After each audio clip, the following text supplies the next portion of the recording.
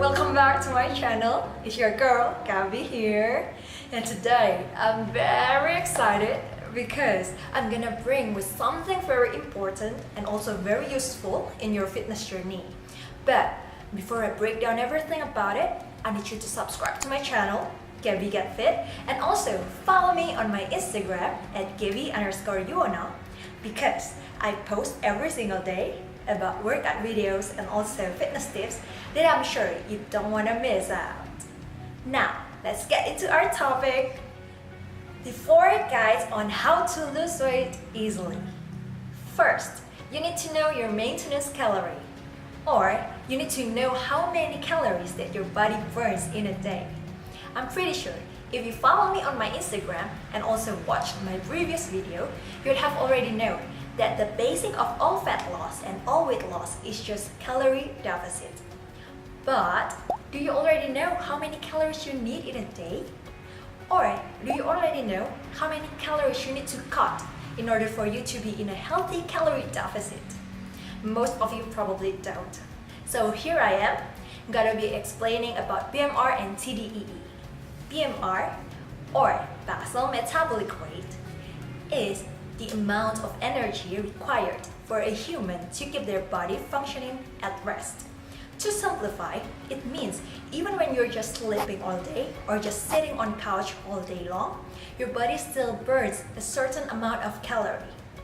There's a certain formula to calculate your BMR, but fortunately, thanks to Google, you don't need to grab your calculator. You just need to go to the description box below and click the link on it, and then it will guide you to the BMR calculator.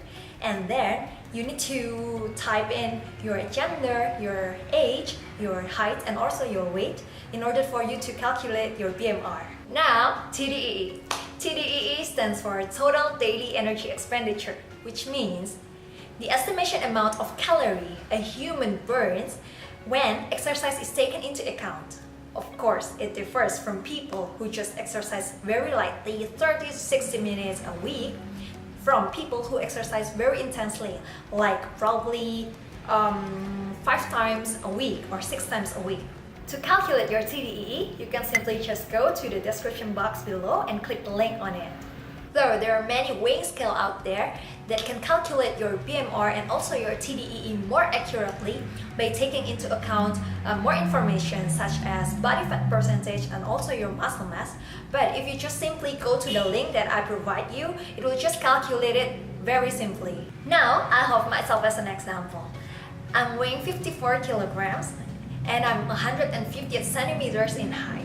Thus, my BMR is 1242 calories per day, which means even if I don't move all day long, I just sleep and I just sit on my couch all day long, my body will burn 1242 calories. Moving on to TDEE. Because I exercise pretty intensely, like 5 to 6 times a week, that brings my TDEE to 2150 calories a day, which means I burn around 15,000 calories a week. That being said, I can just easily eat 2150 calories a day without gaining or losing any weight because that's my maintenance calorie. Guide number 2. Know how many calories you need to cut. With my BMR and TDEE information, now you need to know how many calories you need to cut in order to be in a healthy calorie deficit. Here, I recommend you not to cut more than 20% of your TDEE. And of course, never below your BMR.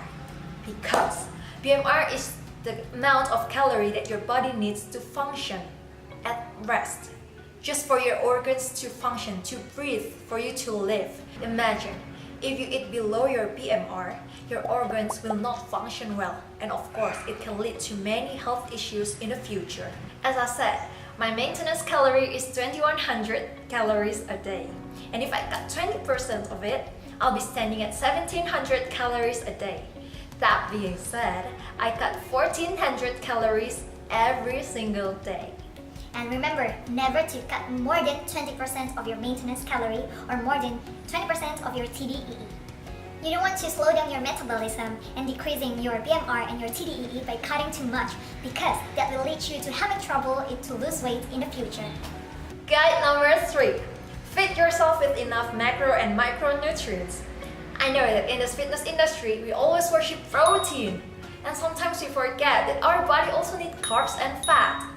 That being said, I never recommend any diet that removes any of those 3 macronutrients from your diet.